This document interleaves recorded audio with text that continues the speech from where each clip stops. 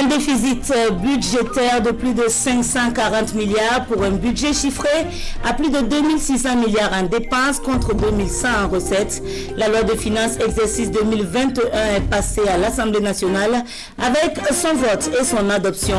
L'ambiance à l'hémicycle et les grands axes du projet de loi avec nos reporters et Madame Edith Clément-Siaka, ministre déléguée chargée du budget, invitée de cette édition. Bonsoir Madame la ministre. À la découverte ce soir d'une variété assez rare de sorgho, son nom, le woubri, très résistant à l'eau, 90 jours sont nécessaires à sa maturation. C'est à Bogandé dans la Nyanya que nous découvrons le champ de Thieba Djibougou, spécialisé dans la culture depuis 3 décennies. Et puis en Guinée, à peine le premier tour passé, l'opposant Cellou Dalein Diallo affirme avoir remporté le scrutin. Il dénonce des bourrages d'urnes et publie ses propres résultats indépendamment de la commission électorale. C'est une actualité à suivre avant la fin de cette édition. Et ce sont les titres de votre 20h. Madame, monsieur, bonsoir.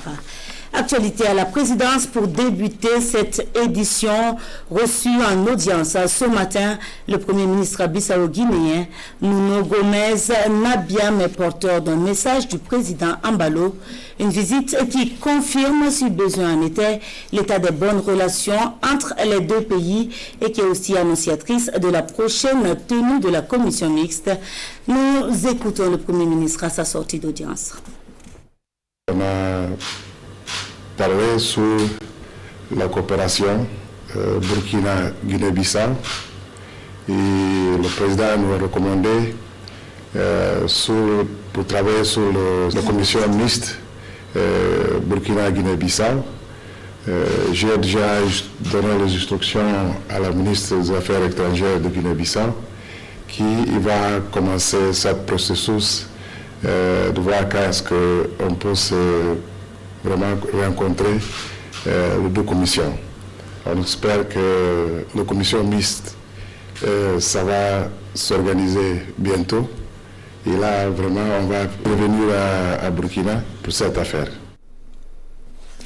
Cap à présent sur l'hémicycle avec l'adoption ce jour du projet de loi de finances, exercice 2021, 2110 milliards en recettes contre 2651 en dépenses, un déficit de 541 milliards énorme, près de 100 milliards de plus que le déficit de l'exercice 2020. À l'occasion, le projet de loi dite d'habilitation du gouvernement pour une plus grande autonomie dans les dépenses a aussi été adopté. Immersion dans les débats au Parlement avec Salifou Belem et Caroline Aouanri. 25 abstentions, 0 voix contre, 91 voix pour. Et voilà le projet de loi de finances pour l'exécution du budget de l'État sur les rails. 2021 sera l'année des récessions. Seuls les secteurs dits prioritaires comme la santé, les enseignements et le développement rural tirent des financements assez conséquents. 13,52% du budget national pour les investissements et achats entrant dans le cadre de la santé, 29,32% pour les enseignements et 6,30% pour l'agriculture et les domaines alliés. Au total, le budget de l'État pour 2021 est de 2110,974 milliards de francs CFA en recettes et de 2651,774 milliards de francs CFA en dépenses, soit un manque à gagner de 540 milliards de francs CFA. Nous avons autrefois, avec nos partenaires, les appuis que nous avons, que nous pourrons donc combler ce déficit-là. L'une des caractéristiques de ce budget, c'est quand même les efforts que le gouvernement a fait pour maintenir les dépenses liées au secteur de la sécurité, naturellement et de la défense, et bien sûr au secteur de la santé. C'est un budget de relance, mais un budget qui a même connu quelques évolutions pas trop énormes par rapport au budget 2020, étant donné les difficultés que nous avons notées liées à la pandémie de la Covid-19. C'est le dernier projet de loi de finances soumis à cette 7e législature si les législatives se tiennent aux dates prévues. Ajoutez à cela, les contextes sécuritaires et sanitaires défavorables auront pesé dans la balance en faveur du vote de la présente loi de finances. L'élaboration de cette loi est particulière dans le sens aussi qu'on nous a demandé, l'ensemble des membres de la commission des finances, de l'examiner et de l'approuver à partir du mois d'août, compte tenu du calendrier des élections du pays de novembre. Donc tout ceci a constitué pour nous, membres de la commission, une pression qui est quand même particulière, qui est nouvelle. Une autre particularité que nous avons soulevée avec le gouvernement, c'est les RARs, communément appelés les restes à recouvrer. Ils constituent quand même un poids ici. Et le gouvernement s'est engagé également à appuyer ces recettes et ces restes à payer. Autre dossier soumis au vote des parlementaires, le projet de loi d'habilitation du gouvernement en vue de permettre aux membres de l'exécutif de contourner les éventuels blocages dans les trains de la dépense. Tout comme le projet de loi de finances pour l'exécution du budget de l'État exercice 2021, la loi d'habilitation est elle aussi votée à 91 voix pour, 0 contre et 25 abstentions. Edith Clément-Siaka, vous êtes la ministre déléguée chargée du budget. Alors on vient de le voir, le budget de cette année, de 2021 plutôt, connaît encore un déficit par rapport au budget de 2020. Il y a quand même un écart. 2020 on était à 474 milliards comme déficit et cette année on est à 540. Alors qu'est-ce qui explique cette discordance, je l'appellerai ainsi, cet écart qui est causé chaque année au niveau du budget? Okay. Merci bien Ruth. Je voudrais d'abord en tout cas remercier la TNB qui nous donne l'occasion en tout cas d'échanger autour de ce budget 2021 qui vient d'être voté par l'Assemblée nationale cet après-midi.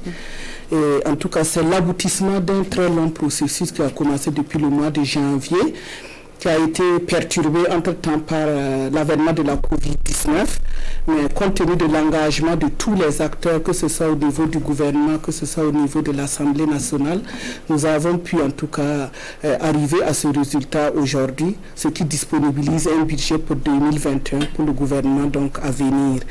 Vraiment, c'est l'occasion de saluer cet engagement de tous les acteurs et leur esprit de responsabilité.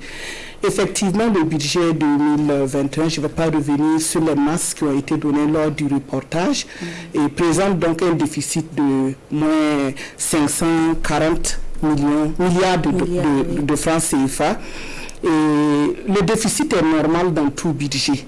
Parce qu'un budget qu'on élabore sans aucun déficit, c'est vraiment un manque d'ambition totale de la part du gouvernement. Donc on ne peut pas élaborer un budget où nous avons des recettes égales aux dépenses. Donc tout budget présente des déficits.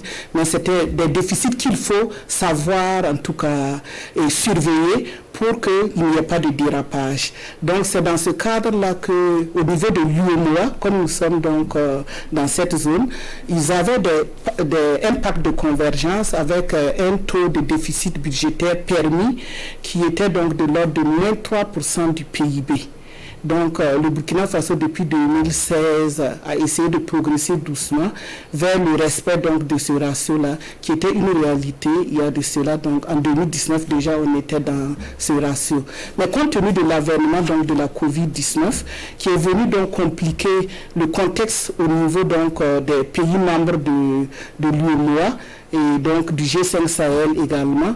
Voilà, donc les ministres des Finances, sur instruction donc de leur gouvernement, ont essayé d'examiner la question et ils ont permis qu'on puisse lever ce pacte de convergence-là et puis creuser davantage un peu les déficits pour permettre en tout cas d'avoir des outils nécessaires pour quand même la relance économique qui est un peu qui a un peu du mal à se refaire. La relance économique est à la peine et c'est un problème qui est mondial. Oui, c'est un problème mondial. Au coronavirus. Exactement. Alors déjà, comment est-ce que vous comptez donc résorber ce budget-là? Parce que je me dis justement que nos partenaires techniques et financiers sont aussi en difficulté. Oui, c'est exact. Ils sont également en difficulté parce que de toute façon, le problème que nous connaissons ici aussi les concerne amplement. Et donc, nous ne comptons pas seulement sur les partenaires techniques et financiers, nous comptons aussi sur le le système financier international, voilà, qui pourrait donc nous proposer aussi des financements. Mais quand même, malgré donc la situation assez difficile que connaissent ces partenaires techniques et financiers, que nous saluons en tout cas, ils ont fait quand même beaucoup d'efforts déjà sur le budget 2020 et nous sommes également toujours en discussion avec un certain nombre d'entre eux et peut-être que ça va se concrétiser par des appuis budgétaires ou bien des prêts concessionnels qui vont nous permettre donc de combler ce déficit. D'accord. Alors, parlant justement des différents secteurs sociaux, est-ce que ce budget, dans son élaboration, a tenu compte d'un certain équilibre à respecter? Parce que dès l'ouverture de la plénière, le président de l'Assemblée le disait, il fallait travailler à ce que le budget de 2021 puisse respecter les différents impératifs au niveau des différents secteurs sociaux. Est-ce que cela est effectif? C'est effectif parce que la circulaire budgétaire qui a été signée par son Excellence, Monsieur le Président du Faso, était claire là-dessus. Il fallait en tout cas mettre en avant ces secteurs-là. Et d'accord, les secteurs sociaux, c'est vrai, mais également le secteur de la défense et de la sécurité, parce qu'il faut bien de la sécurité pour que nous puissions en tout cas évoluer dans tous les autres secteurs. Donc tous ces secteurs ont été en tout cas bien pris en charge à travers donc le budget 2021, parce que nous avons quand même alloué des crédits assez appréciables à ces secteurs-là qui connaissent une évolution par rapport donc à leur budget 2020. Justement, ce secteur de la sécurité est sur la brèche. Est-ce qu'on peut avoir une idée justement de la part qui lui a été accordée? Ok. Et la sécurité, on peut dire qu'au niveau donc de la sécurité et de la défense, nous avons atteint 20,24% du budget qui va à ce secteur-là. C'est assez important parce que ça fait quand même 1/5 du budget qui va donc à ce secteur. Voilà, donc il y a également le secteur de l'enseignement, voilà, qui recouvre le MENA, l'enseignement supérieur et autres, qui ont presque 30% aussi du budget. Voilà, donc le secteur de la santé également a été en tout cas bien doté dans ce budget, c'est taille en tout cas plus de 13% du budget. Donc vraiment c'est un regard particulier que nous avons fait pour ces secteurs qui sont importants pour nos populations. Alors très rapidement, on va parler des dépenses de personnel. Notre budget a toujours été à forte propension des dépenses de fonctionnement. Comment est-ce que pour l'exercice 2021, on va résorber ce problème?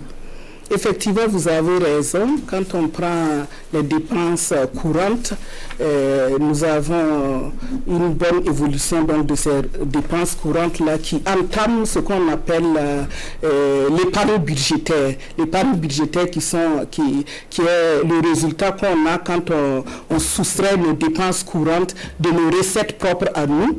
Voilà, on a atteint une épargne budgétaire de 24 milliards. C'est très faible, c'est très faible.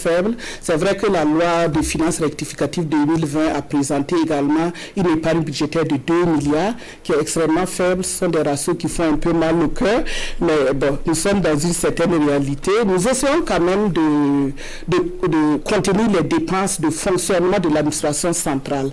Mais il y a des dépenses qu'on ne peut pas contenir, comme la masse salariale, voilà, pour le moment, en attendant en tout cas qu'une stratégie puisse être mise en place de manière globale, ce que nous avons d'ailleurs commencé et que nous allons en tout cas continuer pour trouver une solution durable pour que cette masse salariale-là n'entame pas les investissements qui profitent beaucoup aux populations. D'accord. Madame Edith Clément-Siaka, merci d'être venue sur ce plateau. Je rappelle que vous êtes la ministre déléguée chargée du budget. Alors nous restons justement avec votre département qui revisite les aspects budgétaires et financiers des projets exécutés en partenariat public-privé. Les cadres du ministère des Finances ainsi que leurs pairs ont été conviés à un atelier pour une meilleure maîtrise de la gestion des projets PPP conformément à la législation en vigueur. Cela s'est passé ce matin en présence de Draman Dadia. Le partenariat public-privé, un concept innovant pour optimiser les investissements au Burkina. Des projets PPP sont exécutés avec parfois des manquements dans la gestion de ces financements alternatifs. Le ministère des Finances joue la carte de la vigilance à travers le programme d'appui à la gestion publique et aux statistiques. La difficulté ici, c'est que nous avons des contrats PPP qui sont exécutés. Mais la traduction dans le budget de l'État, C'est ça qui est le défi que nous devons relever. Et c'est ça qui nécessite l'atelier de réflexion avec les experts que nous avons mobilisés pour aider à résoudre ce problème. De l'intégration des investissements PPP dans le budget de l'État, les financiers en parlent à cette rencontre qui se veut un moment d'échange et de partage d'expérience dans la gestion des projets PPP. Déjà, nous allons rentrer dans le concept PPP, l'approfondir pour qu'on sache exactement ce que c'est que les PPP. Quelle est la différence entre les différentes formes de PPP. Ensuite, on va rentrer dans les questions de budgétisation. Comment, à partir d'un PPP, comment est-ce que ça peut se refléter dans le budget, comment ça peut se refléter en matière de comptabilité. Donc on va regarder tous ces aspects-là pour leur donner des éléments, pour que dans la pratique, ils puissent prendre en charge toutes ces questions-là de PPP dans le budget de l'État, depuis la phase de planification, programmation, budgétisation, jusqu'à la comptabilisation. Au sortir de cette formation qui s'achève le 27 octobre prochain, ces participants devraient maîtriser la gestion des projets PPP, conformément à la législation et réglementation en vigueur. À la Direction générale des douanes, on se penche plutôt sur la finance digitale dans son aspect développement. Et pour l'expansion du concept, la Banque mondiale vient en appui. Il s'agit de mettre à la disposition des usagers des moyens de paiement modernes, sécurisés et accessibles à tous, et cela à travers le projet e-douane. Plus d'explications avec Césaire Carrefour et Marguerite Douanou. Face aux défis qu'imposent les nouvelles technologies, notamment dans le domaine des finances, l'administration douanière burkinabé n'a d'autre choix que de se mettre à l'heure de la digitalisation financière. Et la réussite de ce passage vers une inclusion financière véritable passe par la case renforcement de capacité. La digitalisation des finances est en expansion avec l'utilisation dans le secteur privé des moyens de paiement par carte, virement, mobile money. De plus, avec la blockchain, nous assistons également au développement de crypto-monnaies, raison pour laquelle les administrations dont la douane ne doivent pas rester en marge et se doivent de renforcer les capacités de leurs agents en la matière. La Banque mondiale, qui accompagne l'administration douanière dans la mise en œuvre du projet e-douane, assure la formation à travers le projet Appui à l'inclusion financière et le financement des petites et moyennes entreprises. Nous verrons l'inclusion financière, nous verrons les fondamentaux de la finance numérique, nous verrons en fait le cadre réglementaire au niveau de la zone. Nous parlerons également de tout ce qui touche en fait les innovations du marché. La formation est prévue pour durer 2 semaines et elle concerne une quarantaine d'agents venus de plusieurs services de la douane. Pour une école de qualité, l'implication des élus locaux est prônée et attendue par le ministère de l'Éducation nationale. Pour cela, une voie s'impose, celle du transfert des compétences. Et pour ce faire, une rencontre est initiée entre le MENA-PLN et 74 maires venus des régions du Sahel et du Centre-Nord. C'était ce 15 octobre, comme nous le relatent Martin Ouedraogo et Yacouba Kouala. Une éducation de qualité au Burkina Faso. C'est ce que veut Stanislas Ouarou, ministre de l'Éducation nationale. À travers ces échanges, il veut recueillir les doléances des acteurs de l'éducation afin de transférer les compétences et les ressources aux communes. Il était de bon ton que nous puissions trouver un cadre d'échange entre nous et ceux qui reçoivent les ressources que nous transférons pour que nous puissions faire le point, faire des propositions et des recommandations pour améliorer donc le processus qui est un processus et donc qui est dynamique. Mais au-delà de cela, ils ont un rôle important politique qu'ils jouent dans leur collectivité. Ils sont des personnalités morales essentielles dans le développement du système éducatif et nous voulons solliciter leur accompagnement pour le développement de l'enseignement et la formation technique professionnelle dans notre pays. Pour le premier responsable de la commune de Kaya, cette rencontre est une aubaine. Elle va leur permettre d'énumérer toutes les difficultés pour une éducation de qualité. Nous voyons quand même que ce cadre de concertation est la bienvenue. Ça va nous permettre maintenant de passer à revue toutes les activités liées à l'éducation, l'engagement de tous les acteurs. Vous savez quand même que notre pays traverse une crise sécuritaire, sanitaire et sociale. Donc c'est dans ces actes de concertation que nous pouvons, main à main, développer le pays, travailler maintenant pour une éducation de qualité et une éducation pour tous. Le ministre de l'Éducation nationale invite les différents acteurs à tout mettre en œuvre pour une année scolaire satisfaisante et souhaite une bonne rentrée scolaire à tous. Une rencontre qui permettra aux élus locaux de travailler en tandem avec les acteurs du monde éducatif.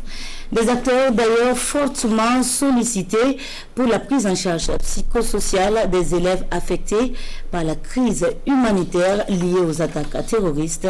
C'est à l'occasion d'un forum organisé par l'ONG IKHD le 14 octobre dernier. Martin Ouedraogo et Jacques Ouedraogo. Les acteurs du monde éducatif mènent la réflexion sur la prise en charge psychosociale des élèves affectés par la crise humanitaire. Ce forum, organisé à l'occasion de la Journée mondiale de l'enseignant, est une aubaine pour les différents acteurs d'échanger sur le sujet afin de dégager des pistes de solutions. Et la région du Centre-Nord est la plus touchée par ce phénomène, surtout en cette rentrée scolaire. Rien que les personnes déplacées internes qui fuient avec leurs enfants, il y a des enfants, mais il y a des scolarisés dedans. Ils sont très nombreux. Certains n'arrivent pas à réintégrer, j'allais dire, le système éducatif. D'autres même sont traumatisés. C'est vraiment la psychose totale. Ce forum, initié par l'ONG ICAD International, vise à interpeller les acteurs de l'éducation et aussi les autorités du pays à se pencher sur le sort de ces élèves, car ils n'ont pas choisi d'être dans cette situation. À la sortie du forum, que nous puissions avoir ensemble des lignes directrices au niveau de la région du Centre-Nord particulièrement, pour voir quelles actions concrètes on peut poser pour améliorer d'abord l'accès à l'éducation de tous ces enfants, qu'ils soient PDI ou non, parce que même les enfants qui ne sont pas PDI sont impactés également, pour qu'ils puissent avoir accès à l'éducation et puissent également réussir. Cette journée a pour thème la prise en charge psychosociale des élèves affectés par la crise humanitaire dans le contexte du Covid-19, rôle et place des enseignants. Marquons à présent une halte dans les champs d'Apelgo pour une visite avec le ministre de l'Agriculture. 48 hectares de spéculations diverses allant des céréales à la maraîchiculture en passant par la production fruitière et la pisciculture. Autre fait remarquable, la culture sous serre expérimentée par du matériel à 100% local. Visite guidée avec Nongbakuda et Draman Guéné. Culture de contre-saison à perte de vue, des fruits presque prêts.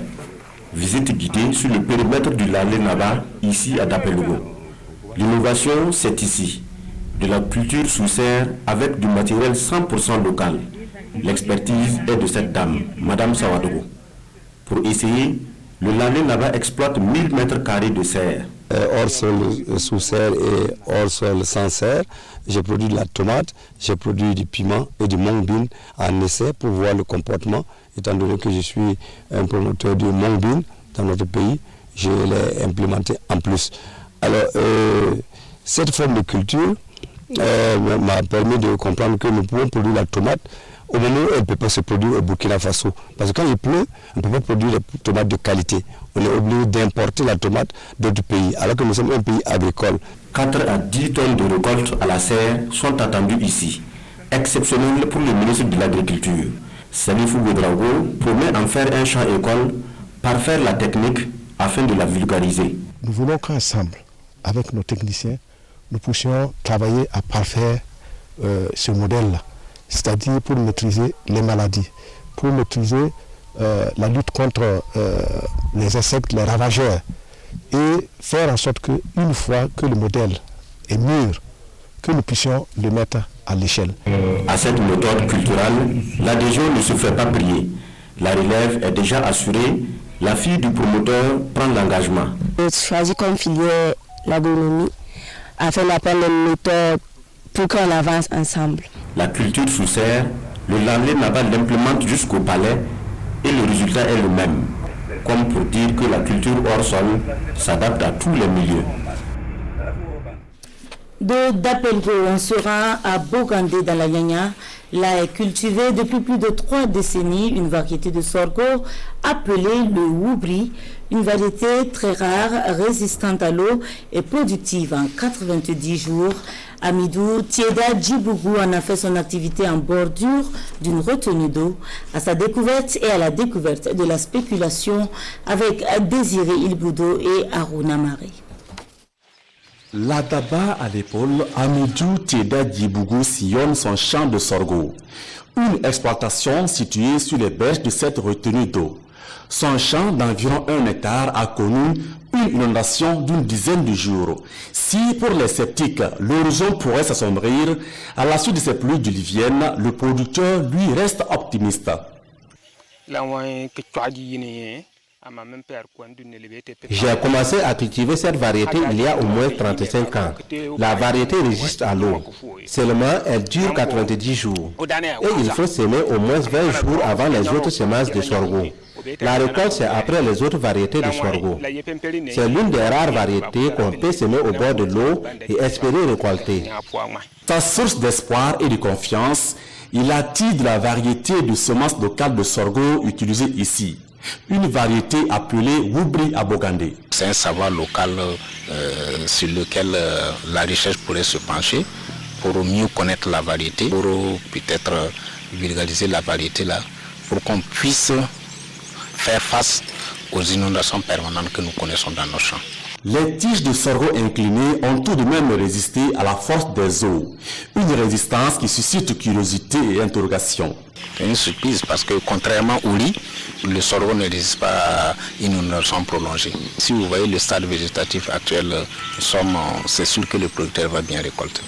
Depuis de longues années, cette variété locale de sorgho est cultivée sur cette superficie destinée à la consommation familiale. À la récolte, les épis de cette variété pèsent plus que les autres variétés. Si les pluies se poursuivent, l'espoir d'une bonne récolte est permis. Ce qu'on va récolter va couvrir nos besoins. Nous n'avons pas l'habitude de mettre nos récoltes dans les sacs. Nous privilégions plutôt les greniers. Ce champ près de l'eau peut remplir au moins un grenier. À cette étape de la campagne humide, les services techniques agricoles recommandent à Amidou Tieda Djibougou le suivi régulier de son champ afin de détecter tout mouvement de ravageurs qui pourrait compromettre la suite de la campagne. Plus d'une vingtaine, ils se sont illustrés comme les meilleurs promoteurs de l'entrepreneuriat des jeunes. Leur mérite est récompensé au cours d'une soirée dite de la nuit de l'entrepreneur.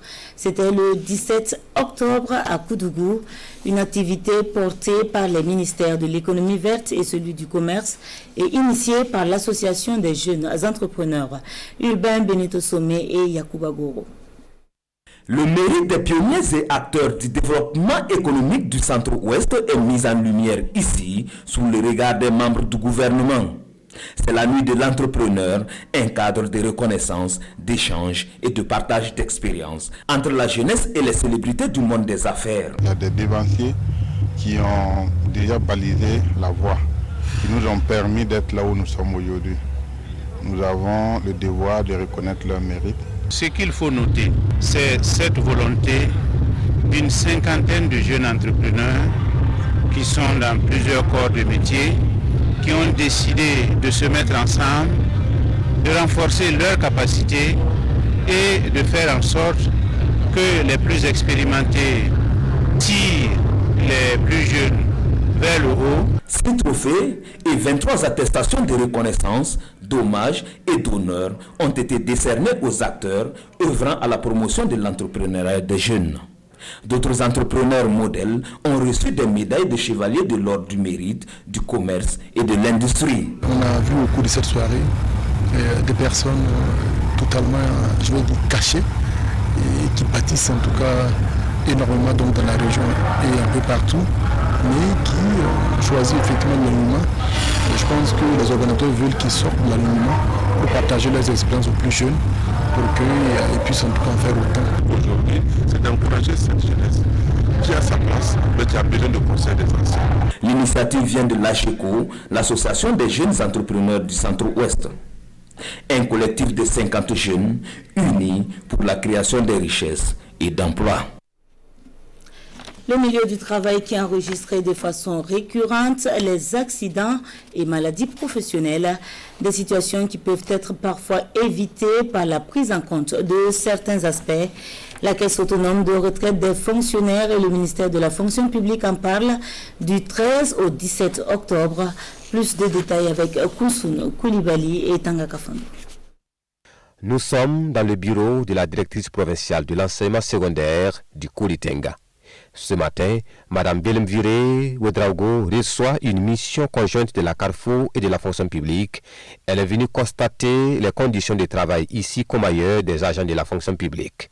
L'éclairage, le câblage électrique et la disposition des ordinateurs sont entre autres éléments qui ont fait l'objet d'analyse. Nous avons noté une insuffisance, l'encombrement dans le bureau.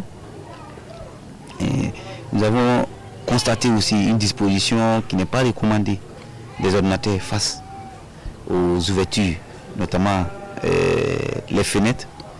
Nous avons remarqué quelques risques qui peuvent être liés à l'électricité. L'objectif de ces visites qui se déroulent depuis le 13 octobre est d'attirer l'attention sur les conditions de travail des agents afin de minimiser les risques d'accidents et de maladies de travail. Nous sommes contents de cette visite parce que ça nous a permis vraiment de prendre conscience des dangers que nous courons dans nos différents services. Après les visites, les missionnaires vont échanger avec les travailleurs sur la loi 022 portant régime de prévention et de réparation des risques professionnels applicables aux agents de la fonction publique, aux militaires et aux magistrats. La loi prévoit que l'agent de la fonction publique, dans le trajet entre son domicile et le lieu où il exerce, le trajet entre son service et son domicile, si un accident arrive, c'est un accident de travail. Les rapports qui seront produits contiendront des recommandations à l'endroit du département en charge de l'administration publique pour de meilleures conditions de travail des agents et pour une sécurité au travail. Ils sont ingénieurs de son, caméramens ou monteurs vidéo, une vingtaine et leur point commun, tous travailleurs des médias publics, est mis à la disposition des communes rurales pour nécessité de services depuis le 2 octobre. Un argument refuté par le syndicat autonome des travailleurs de l'information et de la culture. Ce dernier parle plutôt d'arbitraire et de décision de nature à handicaper le bon fonctionnement des médias publics. Les responsables étaient face à leurs confrères des médias ce 19 octobre, en prélude à la commémoration ce 20 octobre de la Journée nationale de la liberté de la presse. Bernard Koumbelem et Maria Matamboura. Des monteurs vidéo, des cadreurs, des ingénieurs de son. Ils sont une vingtaine d'agents des médias publics à être affectés dans des communes rurales pour nécessité de services. Ces agents, initialement dans des directions centrales et régionales du département en charge de la communication, font partie de 370 agents affectés courant mars 2020. Selon le syndicat autonome des travailleurs de l'information et de la culture, ces affectations sont arbitraires et empêchent le bon fonctionnement des médias publics. L'opinion peut-être ne le perçoit pas. Il y a des noms que vous n'entendez plus. Ce n'est pas parce qu'ils ont mis à l'heure, ils sont partis. Non, c'est à cause de cette répression. On les a mis au garage. Des techniciens chevronnés sur qui reposaient les trois maisons, Sidoya, Radio Nationale, Télévision Nationale, qui, parce qu'on veut casser du syndicalisme, on les a envoyés ailleurs. Les conférenciers du jour voient en ces affectations une répression de la lutte du Synatic et ils posent comme préalable à toute négociation l'annulation de toutes ces affectations. En bref, Cellou Dalein Diallo s'autoproclame vainqueur du scrutin présidentiel au lendemain des votes en Guinée. Déclaration faite avant l'annonce des résultats par la commission électorale. Le candidat de l'Union des forces démocratiques dit ainsi craindre de se faire voler la victoire comme cela fut le cas selon lui en 2010 et 2015. Une actualité sur laquelle nous reviendrons en long et en large au cours de nos prochaines éditions.